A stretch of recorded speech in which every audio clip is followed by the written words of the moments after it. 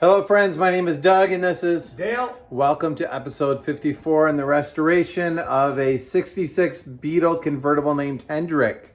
Dale, what we were working on this week? A lot of little stuff. We're on easy step 4, I think. Of six? Of 6. But the Napoleon hat is finished. Those videos are done. It turned out great. I finished grinding that. It looks wonderful, if Thanks. I do say so myself. It's nice having a grinder named Dale. I'm going to keep working on kind of taking off paint off of the bottom. We got to flip that guy over and take it off the bottom of the pan. And Doug, I think carpet channel is going to be your job. All right. And we'll see how that goes. All right. We have the door open. It is a warm day in March in Michigan. So we're taking it. Probably snow next week. But all right, let's watch how Dale's car used to look and let's get to it.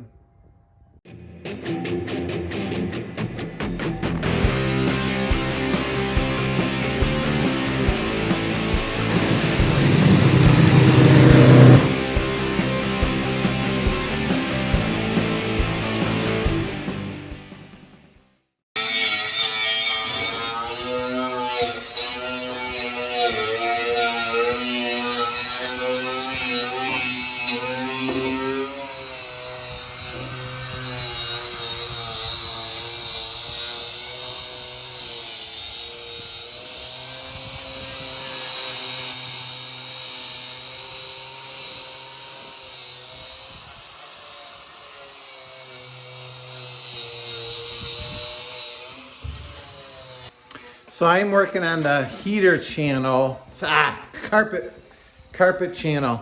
And in the convertible Beetle, they have a gusset on the front of the door opening and a gusset on the back of the door opening that provides strength to the convertible body. The challenge that we have is the carpet goes up this gusset here and the same thing on the other side. So this rail that comes along has to curve up to the top right there, and the carpet tucks into the opening on the side. And how do we get that curve? How do we get that channel to curve? I think is going to be a pretty big challenge. So this is the carpet channel. Now, it would be really easy to bend it if we just mashed this closed and then bent it, but then there'd be no way to get the carpet channel in. With this leg standing up, I don't think there's a way to get this thing to bend in that tight radius. But we've all probably bent pieces of tubing before. When you start to bend it, all of a sudden it goes fine, and then it gets to the point where it kinks, and you're like, crud, I just ruined the piece of tubing or whatever it is. And I don't want that to happen to this because it's a visible part that's got to get painted. The other thing is that it needs to be open enough for paint to get inside at the painter. So I took a small piece and trimmed it off the end. Dale assured me these are only about $7 at Wolfberg's West. So I think if that's open like such, that the painter will be able to get some paint sprayed inside there.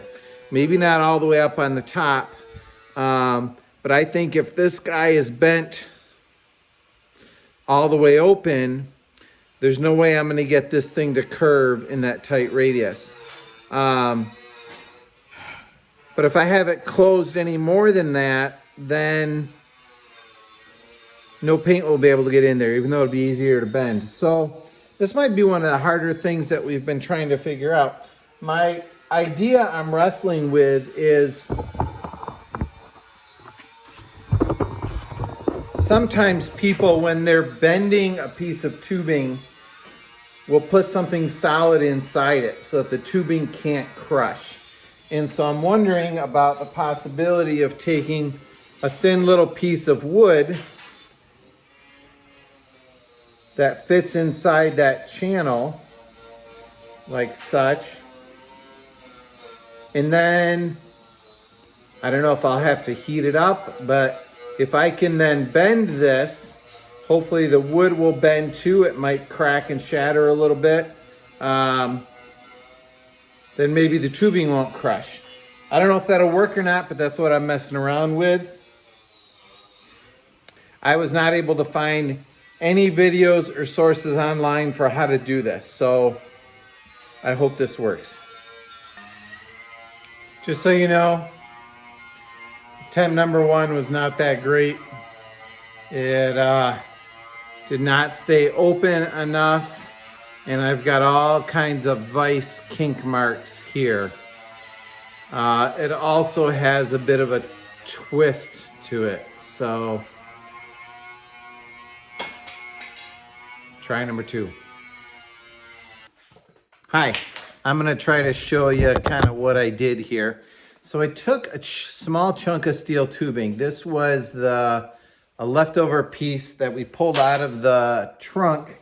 I think it was the hood release tube.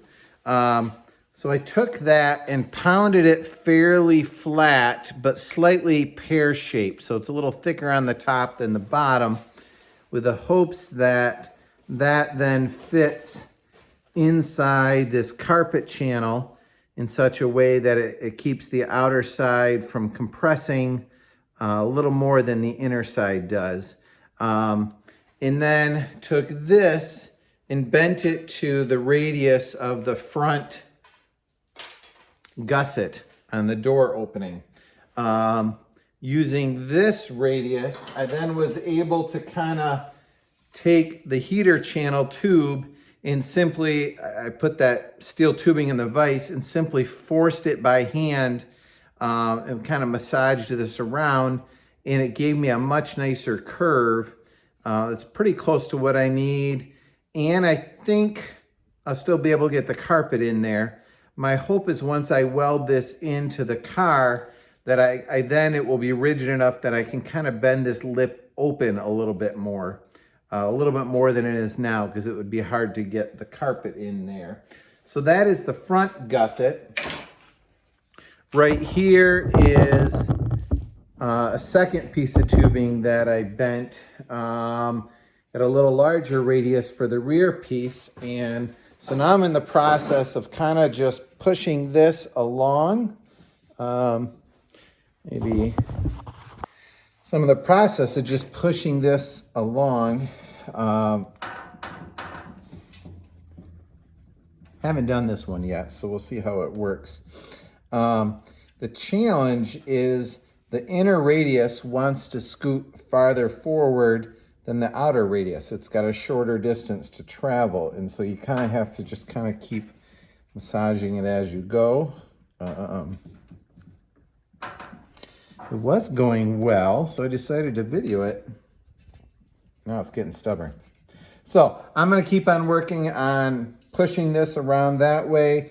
I don't know if I'll need to put a little WD-40 in there, but eventually I'll get it all the way around the corner. And then I need it to straighten back out a bit right in this edge here, because it goes up the B-pillar of the car a little bit. So I need a straight section, a radius, and then a straight section. So I'll keep working on it. Moved a little bit.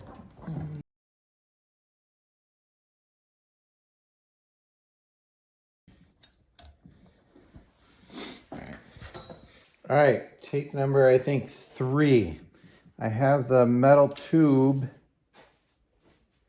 inside the channel, and the channel clamped down on it decently tight.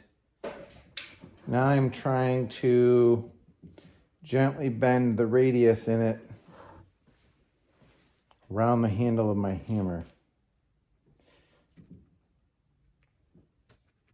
It's not coming out real smooth. All right, we'll keep trying.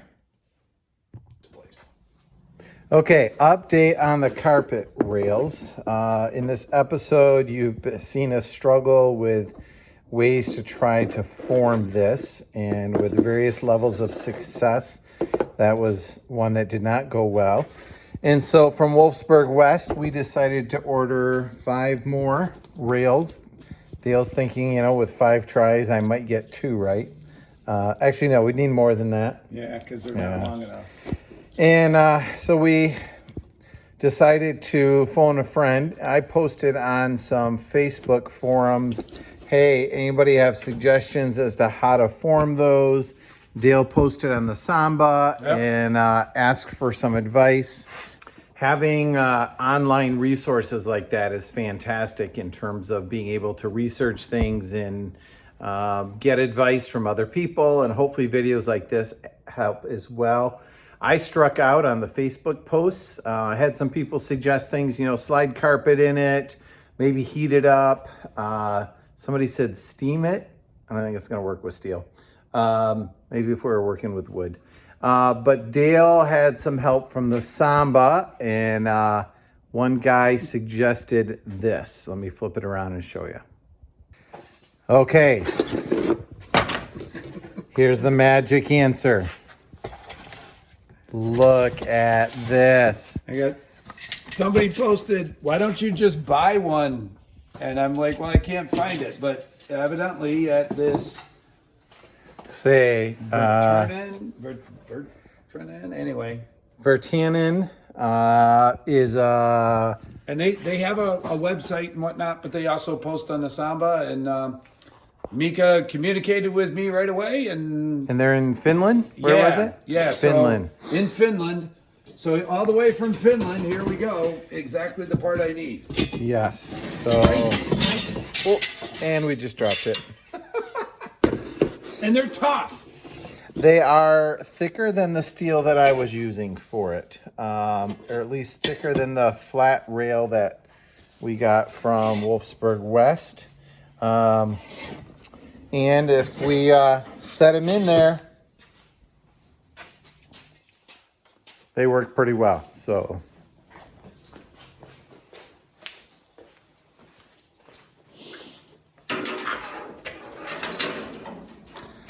you know, it's a little loose in there right now, but you know, something like that. Have to just adjust the curve just a touch, but that should work really well. So, not the solution that we were originally aiming for, but way better. To be honest, Dale, how much did they set you back for cost? And then shipping, this is 2025. 2025, I paid $60 for each part and $60 for the shipping. So it was $182. Not cheap, but way better than what I was been able to fabricate. So there you go. Found a solution. Hope it works for you. Carpet clamp is cut to length. At the top of the gusset, top of the seat frame. It's gonna sit right about like that. So I am going to edge weld it in along here. I will need to work on massaging this down a little bit. And then this mounting flange here is gonna have to curve and lay down against the gusset here, similar along this side. So I'll show you how I do that in a minute. Hello friends, this is after the fact. I did not record very good footage of putting the carpet channel in. I apologize for that. I'm guessing it was one of those days when I was just hurrying to get things done and wasn't focused on recording things. But I'm going to show you after the fact how it turned out. I really like how smooth and even that is all the way across. Curves up nicely. There's no kinks in it. It laid down fairly nice. I'm really happy with it. Let me climb inside and show you from the inside and tell you a few things I learned along the way. Again, sorry I didn't get any footage of this, but basically I just put small little edge welds along here. And once I laid the track in place, decided the height we wanted for that, put a little bit of a radius, deburred it. Decided we wanted this flush here, put a little radius on there, deburred it. Then it was overall, it was close. There was a little bit of a gap in here and a little bit of a gap in here. So I was able to take a screwdriver and kind of pound that down, but it doesn't stay down before it's welded. It just kind of springs back up. So basically we took, it was laying really flat here, was laying really flat here. This naturally dupes down, so there was a gap there. So I ended up putting just a couple tack welds in along here. Dale helped me hold it down. And then, like where there was a large gap here, if you tap that down with a hammer, it just bounces right back up, or at least bounces back up most of the way. But if you, for example, put a tack here, then tap the next inch down, it bends and stays down.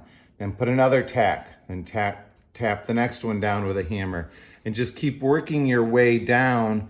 And then you'll notice that this just flowed down really smoothly, did a little extra pounding there, and it curved right back up.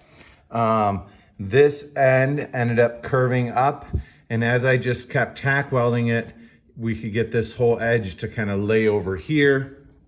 Same thing on this side. You know, this whole flange here needed to lay against kind of the body. And so you just keep doing it step by step. I did have one tack at the top the whole time to keep it from flowing back and forth this way or floating back and forth that way. And really ended up being pretty easy. These welds you can see now, but they will be covered by carpet. So we talked about, should we drill holes in here and try to plug weld it, and just felt like, you know, if somebody took the carpet out someday, it might look a little better, but there's always a chance of blowing through a hole, or you're not quite as sure of the strength of the weld, or making a mistake when you're drilling it and it curls it or kinks it. So this is the way we opted to do it. Hope it goes well for you. The best part about the project is now we get to do this. All right, there's less and less on the list yet. That'll do it for this episode. Thanks for following along. If you found this content helpful, I would love it if you'd give it a thumbs up or a like so that other people can find the content too. Thanks, folks. Have a great day. Bye.